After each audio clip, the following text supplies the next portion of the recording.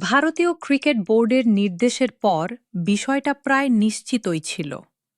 অবশেষে আনুষ্ঠানিক ঘোষণা দিল কলকাতা নাইট রাইডার্স।